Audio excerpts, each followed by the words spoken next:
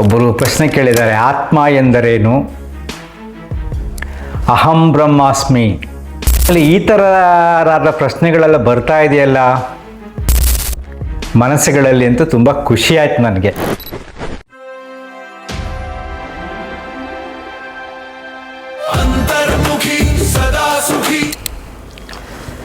ನಮಸ್ಕಾರ ಸ್ನೇಹಿತರೆ, ನಮ್ಮ ಆ್ಯಪಲ್ ಲೈಫ್ ಯೂಟ್ಯೂಬ್ ಚಾನಲ್ನಲ್ಲಿ ಒಬ್ಬರು ಪ್ರಶ್ನೆ ಕೇಳಿದ್ದಾರೆ, ಆತ್ಮ ಎಂದರೇನು,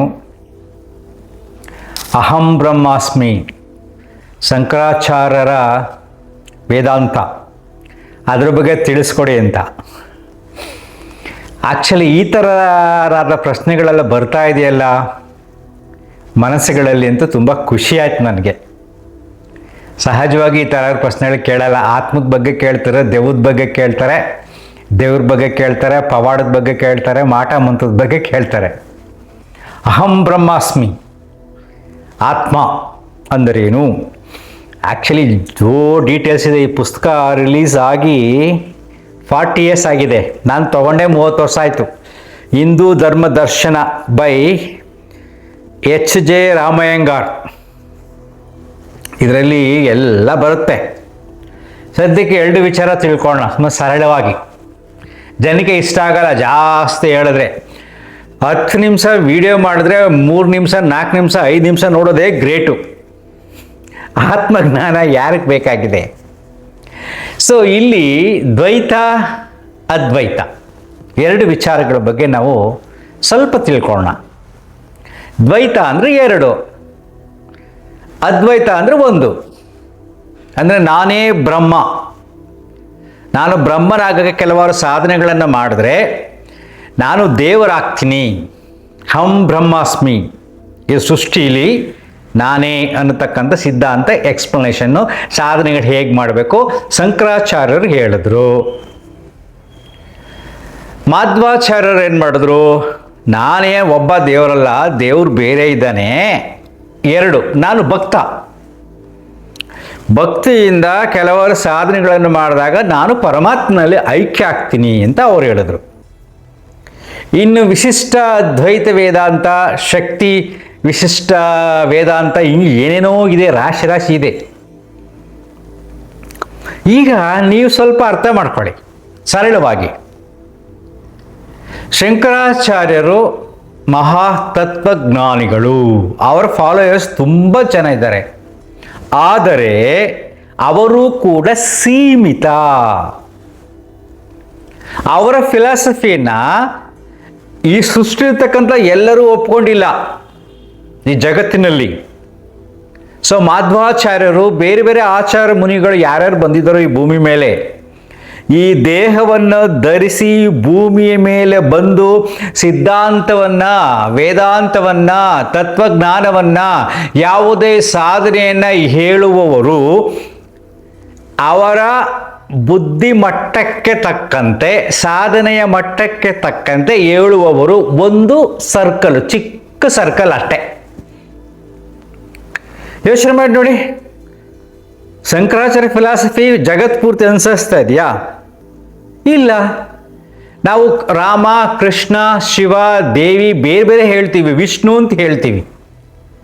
ಅದು ಜಗತ್ತು ಪೂರ್ತಿ ಒಪ್ಕೊಂಡಿಲ್ಲ, ಹೇಳಿದ್ದಾರೆ ಅಷ್ಟೇ. ವಿಷ್ಣು ಸಿದ್ಧಾಂತ, ಕೃಷ್ಣ ಸಿದ್ಧಾಂತ, ರಾಮ ಸಿದ್ಧಾಂತ, ದೇವಿ ಸಿದ್ಧಾಂತ ಅಂತ ಒಬ್ಬ ಋಷಿಮುನಿಗಳು ಅಥವಾ ತುಂಬ ತತ್ವಜ್ಞಾನಿ ಹೇಳಿದ್ರು. ಅಂದರೆ ಅವರು ಸೀಮಿತವೇ. ಅದೇ ಅಲ್ಟಿಮೇಟ್ ಜ್ಞಾನ ಆಗಿದ್ದಿದ್ರೆ ಯಾವ ಋಷಿಮುನಿಗಳು, ಯಾವ ಪವಾಡ ಪುರುಷರು, ಯಾವ ತತ್ವಜ್ಞಾನಿಗಳು ಹೇಳಿದ ತತ್ವ ವಿಚಾರವೇ ಸತ್ಯವಾಗಿದ್ದರೆ ಜಗತ್ತಿನ ಮೇಲೆ ಅದೇ ಇರಬೇಕಾಗಿತ್ತು. ಸೃಷ್ಟಿಕರ್ತ ಏನಿದೆಯೋ ಜಗತ್ತು, ಭೂಮಿ ಜನಸಂಖ್ಯೆ ಒಂದು 800 ಕೋಟಿ 900 ಕೋಟಿ ಅಂತ ಇಟ್ಕೊಳ್ಳಿ. 900 ಕೋಟಿ ಜನಗಳು ಒಂದೇ ತತ್ವವನ್ನು ಅನುಸರಿಸಿದರೆ ಆ ತತ್ವ ದೇವರಿಂದ ಬಂದಿದೆ ಅಂತ ಅರ್ಥ. ಎಲ್ಲರಿಗೂ ಅದೇ ತಾನೇ ಸತ್ಯ ಅಲ್ವಾ? ಸ್ವಲ್ಪ ಚಿಂತನೆ ಮಾಡಿ ನೋಡಿ. ಅಂದರೆ ಈಗ ರವಿಶಂಕರ್ ಗುರೂಜಿಯವರು ಒಂದು ವಿಚಾರ ಹೇಳ್ತಾರೆ, ಅವ್ರದ್ದೊಂದು ಸರ್ಕಲ್, ಅವರಿರೋವರೆಗೂ. ಆಮೇಲೆ ಸರ್ಕಲ್ ಎಲ್ಲ ಕಡಿಮೆ ಆಗ್ತಾ ಬರುತ್ತೆ. ಈಗ ಸದ್ಯಕ್ಕೆ ಸದ್ಗುರು ಅವ್ರದ್ದೊಂದು ಸರ್ಕಲ್ಲು, ಸ್ವಲ್ಪ ಜನ ಡಿವೋಟಿಗಳಿದ್ದಾರೆ, ಸ್ವಲ್ಪ ಜನನೇ, ಯಾಕೆ ಅಂದರೆ ಜಗತ್ ಪೂರ್ತಿ ಅವರು ಡಿವೋಟಿಗಳಲ್ಲ. ಹಿಂದೂಗಳು ಸ್ವಲ್ಪ ಜನ ಇದ್ದಾರೆ, ಮುಸ್ಲಿಮ್ಸು, ಕ್ರಿಶ್ಚಿಯನ್ಸು, ಬುದ್ಧಿಸಮ್ಸು, ಬೇರೆ ಬೇರೆಯವರು, ಸಿಖ್ರು, ಒಂದೊಂದು ಗುಂಪಿದೆ. ಈ ಒಂದೊಂದು ಗುಂಪುಗಳಿಗೂ ಒಂದೊಂದು ಮನುಷ್ಯ ಭೂಮಿ ಮೇಲೆ ಬಂದು ಒಂದೊಂದು ವಿಚಾರ ಹೇಳಿದ್ದಾನೆ. ಅಂದರೆ ಸೀಮಿತವಾದ ಅವರ ಜ್ಞಾನ, ಅವರ ಚಿಂತನೆ, ಅವರ ತತ್ವಜ್ಞಾನ ಅಷ್ಟೇ, ಅದು ಕೂಡ ಸೀಮಿತ ಅಲ್ವಾ? ಸೊ ಯಾರು ಏನಾರು ಹೇಳ್ಕೊಳ್ಳಿ, ಪರಮಾತ್ಮನ ಬಗ್ಗೆ ಹೇಳ್ಕೊಳ್ಳಿ, ಆತ್ಮದ ಬಗ್ಗೆ ಹೇಳ್ಕೊಳ್ಳಿ, ಬೇರೆಯವ್ರ ಬಗ್ಗೆ ಹೇಳ್ಕೊಳ್ಳಿ, ಜೀವಾತ್ಮನ ಬಗ್ಗೆ ಹೇಳ್ಕೊಳ್ಳಿ, ಏನಾದರೂ ಹೇಳ್ಕೊಳ್ಳಿ, ಅದೆಲ್ಲವೂ ಈ ಮಾನವ ಶರೀರದಿಂದ ಒಬ್ಬ ವ್ಯಕ್ತಿ ತುಂಬ ಬುದ್ಧಿವಂತನಾಗಿ ತತ್ವಜ್ಞಾನವನ್ನು ಹೇಳುವವನು, ಅದು ಸೀಮಿತ. ಇಷ್ಟೇ ಅರ್ಥ ಮಾಡಿಕೊಂಡ್ರೆ ಹೋಲ್ ಫಿಲಾಸಫಿ ಇಲ್ಲಿ ಏನು ಜಗತ್ತಿನ ಮೇಲೆ ನಡೀತಾ ಇದೆಯೋ, ನಂದು ಶ್ರೇಷ್ಠ, ನಂದು ಶ್ರೇಷ್ಠ, ನನ್ನ ಧರ್ಮ ಶ್ರೇಷ್ಠ, ನನ್ನ ದೇವರು ಶ್ರೇಷ್ಠ, ನನ್ನ ಚಿಂತನೆ ಶ್ರೇಷ್ಠ, ನನ್ನ ತತ್ವಜ್ಞಾನವೇ ಶ್ರೇಷ್ಠ ಅಂತ ಹೇಳ್ತಾರೋ ಅವರೆಲ್ಲ ಸೀಮಿತವಾದ ಪರಿಧಿಯಲ್ಲಿ ಜ್ಞಾನವನ್ನು ಹೇಳುವವರು. ನೀನು ಯಾವ ಚಕ್ರದಲ್ಲಿ ಇರ್ತೀಯೋ ಅಲ್ಲಿ ಎಂಜಾಯ್ ಮಾಡ್ತೀಯ ಅಷ್ಟೇ. ಇಲ್ಲೊಂದು ಚಕ್ರ, ಇಲ್ಲೊಂದು ಚಕ್ರ, ಇಲ್ಲೊಂದು ಚಕ್ರ, ಇಲ್ಲೊಂದು ಚಕ್ರ, ಇಲ್ಲೊಂದು ಚಕ್ರ, ಇಲ್ಲೊಂದು ಚಕ್ರ, ಇಲ್ಲಿದ್ರೆ ಇಲ್ಲಿ ನೀನೇ ಗ್ರೇಟು, ನಿಮ್ಮ ದೇವರೇ ಗ್ರೇಟು, ನಿನ್ನ ಧರ್ಮನೇ ಗ್ರೇಟು. ಈ ಚಕ್ರಕ್ಕೆ ಬಂದರೆ ಅಲ್ಲೇನೋ ಅದೇ ಗ್ರೇಟು. ಇಷ್ಟೇ ಫಿಲಾಸಫಿ. ಮತ್ತು ಸತ್ಯ ಯಾವುದು? ಎಲ್ಲವನ್ನು ಓದಿ ಚಿಂತನೆ ಮಾಡಿ ಧ್ಯಾನ ಎಲ್ಲ ಮಾಡಿ ಸತ್ಯ 900 ಕೋಟಿ ಜನ ಈ ಭೂಮಿಯ ಮೇಲೆ ಯಾರಿದ್ದಾರೋ ಅವರೆಲ್ಲರೂ ಫಾಲೋ ಮಾಡೋದು ಯಾವುದನ್ನು? ಅದೇ ಸತ್ಯ. ಯಾವುದನ್ನು ಫಾಲೋ ಮಾಡ್ತಾರೆ? 900 ಕೋಟಿ ಜನ ಈ ಜಗತ್ತಿನಲ್ಲಿ ಗಾಳಿಯನ್ನು ಉಸಿರಾಡುತ್ತಾರೆ. ಗಾಳಿ ಬಿಟ್ಟು ಏನು ತಗೊಳಕ್ಕಾಗಲ್ಲ. ನಾನು ಈ ಧರ್ಮಕ್ಕೆ ಸೇರಿದವನು, ಈ ದೇವರಿಗೆ ಸೇರಿದವನು, ನನ್ನ ಗಾಳಿ ಬೇರೆ, ಆಕ್ಸಿಜನ್ ಬೇರೆ ಅನ್ನೋಕ್ಕಾಗಲ್ಲ. ಎಲ್ಲರಿಗೂ ಸರ್ವಶ್ರೇಷ್ಠವಾದದ್ದು, ಬದುಕಿಗೆ ಕಾರಣವಾದದ್ದು ಗಾಳಿ. 900 ಕೋಟಿ ಜನರಿಗೆ ಬದುಕಿಗೆ ಕಾರಣವಾದದ್ದು ನೀರು. ಅಥವಾ ಎಷ್ಟು ಸಿಂಪಲ್ ಇದೆ. 900 ಕೋಟಿ ಜನರಿಗೆ ಆಹಾರ ಭೂಮಿಯಿಂದ ಬರುತ್ತೆ, ಬೇರೆ ಬೇರೆ ಧರ್ಮದವರಿಗೆ ಮೇಲಿಂದ ಉದುರು ಬಿಡಲ್ಲ ಅಲ್ವಾ? 900 ಕೋಟಿ ಜನರಿಗೆ ಆಕಾಶ ತತ್ವ ಇರಲೇಬೇಕು, ಶಾಖ ಅಗ್ನಿ ತತ್ವ ಇರಲೇಬೇಕು. ಸೊ ಪಂಚಭೂತಗಳಿಂದ ಮಾಡಿರತಕ್ಕಂಥ ಈ ಸೃಷ್ಟಿ ಏನಿದೆಯೋ, ಪಂಚಭೂತಗಳಿಂದ ಗುರುತಿಸ್ತೀವಿ ಸೃಷ್ಟಿಯನ್ನು, ಅದರಿಂದ ನನ್ನ ಬದುಕು ನಿಂತಿದೆ, ನನ್ನ ಜೀವನ ನಿಂತಿದೆ. ಪ್ರತಿ ಕ್ಷಣ ಉಸಿರಾಡ್ತಾ ಇದ್ದೀನಿ, ಎಲ್ಲರೂ ಇದನ್ನೇ ಆಡ್ತಾರೆ. ನಾನು ನೀರು ಕುಡಿತಾ ಇದ್ದೀನಿ, ಎಲ್ಲರೂ ಇದನ್ನೇ ಕುಡಿತಾರೆ. ಇದರಲ್ಲೇನಾರ ಎಕ್ಸ್ಟ್ರಾ ಥಿಂಕಿಂಗ್ ಇದೆಯಾ? ಇಲ್ವೇ ಇಲ್ಲ. ಫಿಲಾಸಫಿ ಇಷ್ಟೇ. ಸೊ ಪ್ರಕೃತಿಯೇ ದೇವರು, ನನ್ನ ಇರುವಿಕೆಗೆ ಕಾರಣವಾದ ಶಕ್ತಿಯೇ ದೇವರು, ನನ್ನ ಇರುವಿಕೆ ಕಾರಣವಾದ ಪ್ರತಿನಿತ್ಯ ನಾನು ಅನುಭವಿಸುವ ಶಕ್ತಿ. ಇನ್ನೊಂದೆಲ್ಲೋ ಮೇಲ್ಗಡೆ ಕೊಡ್ತಿದ್ದ ಶಕ್ತಿ ಸ್ವರ್ಗದಲ್ಲಿದೆ, ನರಕದಲ್ಲಿದೆ, ಅಲ್ಲಿಂದ ಬರುತ್ತೆ, ಹಿಂಗೆ ಮಾಡಿದ್ರೆ ಬರುತ್ತೆ, ಅವೆಲ್ಲ ಬೇಕಾಗಿಲ್ಲ. ಈಗ ನಾನು ಇದ್ದೀನಿ. ಈಗ ನನ್ನ ಇರುವಿಕೆಗೆ ಕಾರಣವಾದ ಯಾವ ಶಕ್ತಿ ಇದೆಯೋ, ಪ್ರಕೃತಿಯ ಶಕ್ತಿ ಇದೆಯೋ, ಅದೇ ದೇವರು. ಅಷ್ಟೇ. ಅದು ನಂಬ್ಕೊಂಡಿರಿ, ಬೇರೆಯವ್ರದ್ದೆಲ್ಲ ಸಮಸ್ಯೆ ಬರಲ್ಲ. ನೀನು ಯಾವುದಾದ್ರು ಒಂದು ಸರ್ಕಲ್ ಒಳಗಡೆ ಸೇರ್ಕೊಂಡ್ಬಿಟ್ರೆ ಸಮಸ್ಯೆ ಬರುತ್ತೆ. ಅಲ್ಲಿಯ ವೇಷಭೂಷಣಗಳು, ಆಹಾರ ವಿಹಾರಗಳು ಏನೇನೆಲ್ಲ ಬರ್ತದೆ. ಈ ಸರ್ಕಲ್ಗೆ ಬಂದು ಸೇರಿಕೊಂಡ್ರೆ ಅಲ್ಲಿದ್ದು ಬರುತ್ತೆ, ಇಲ್ಲಿ ಬರೋದು ಇಲ್ಲಿ ಬರುತ್ತೆ. ಯಾವುದು ಬೇಡಪ್ಪ, ಈ ಗಾಳಿ ಬರ್ತಾ ಇದೆ, ನೀರು ಕುಡಿತಾ ಇದ್ದೀನಿ, ಅದೇ ಸತ್ಯ, ಅಷ್ಟೇ ಸಾಕು. ಅದು ನಂಬಿದ್ರೆ ಆಗ ಈ ಬ್ರಹ್ಮಾಂಡದಿಂದ ಆಗಿರತಕ್ಕಂಥ ಈ ಪಿಂಡಾಂಡದ ಮೇಲೆ ನಂಬಿಕೆ ಬರುತ್ತೆ.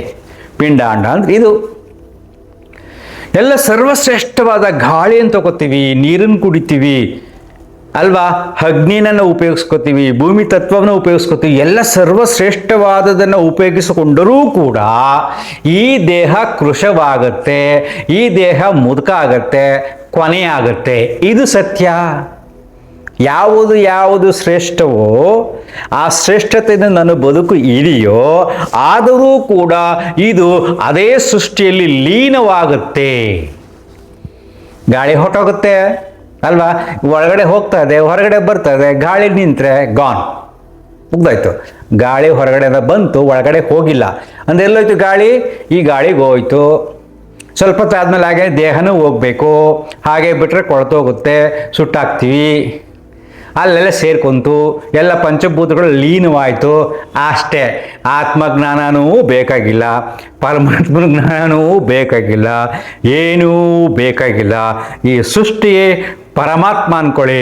ಅಹಂ ಬ್ರಹ್ಮಾಸ್ಮಿನಿ ಬೇಡ, ದ್ವೈತನೂ ಬೇಡ, ಅದ್ವೈತನೂ ಬೇಡ, ವಿಶಿಷ್ಟಾದ್ವೈತನೂ ಬೇಡ, ಶಕ್ತಿ ಅದ್ವೈತನೂ ಬೇಡ, ಯಾವ ಹೆಸರುಗಳೂ ಬೇಡ. ಸದ್ಯಕ್ಕೆ ನಿನ್ನ ಇರುವಿಕೆಗೆ ಕಾರಣವಾದ ಶಕ್ತಿಯೇ ಆತ್ಮ, ನಿನ್ನ ಇರುವಿಕೆಗೆ ಕಾರಣವಾದ ಶಕ್ತಿಯೇ ಪರಮಾತ್ಮ. ಈ ಪದಗಳ ಬಗ್ಗೆ ವಿಶ್ಲೇಷಣೆ ಬೇಕಾಗಿಲ್ಲ. ನಿನ್ನ ಪಾಡಿಗೆ ನೀನಿರು. ನಾನು ಹೀಗೇ ಕುಳಿತಿದ್ರೆ ಹಸಿವಾಗುತ್ತೆ. ಯಾಕಂದರೆ ಸೃಷ್ಟಿಯ ನಿಯಮವನ್ನು ಅನುಸರಿಸ್ಕೊಂಡು ಇರುವಷ್ಟು ದಿನ ಬ್ಯಾಲೆನ್ಸ್ ಮಾಡ್ಕೊಂಡು ಹೋಗಬೇಕು. ಎಂಥ ಶ್ರೇಷ್ಠವಾದುದನ್ನು ತಿಂದರೂ ಕೂಡ ದೇಹ ಕೃಶವಾಗುತ್ತೆ ಅಲ್ವಾ? ಅದಕ್ಕೆ ಎಷ್ಟು ಸೊಗಸಾಗಿ ಹೇಳಿದ್ದಾರೆ ಡಿ ವಿ ಜಿಯವರು ಅಂದರೆ, ಕಿವುಡುತನ ಹೋದೀತೆ ಕರ್ಣ ಕುಂಡಲದಿಂದ, ತೊಗಲು ಜಬ್ಬಲು ಬೀಳದೆ ಮೃಷ್ಟಾನದಿಂದ, ಸಿರಿ ಬಡತನಗಳೊಂದೇ ಈ ಭುವಿಯ ಪರಿಣಾಮದಲ್ಲಿ, ಜವರಾಯ ಸಮವರ್ತಿ ಮಂಕುತಿಮ್ಮ, ಅಂತರ್ಮುಖಿ ಸದಾಸುಖಿ. Thank you.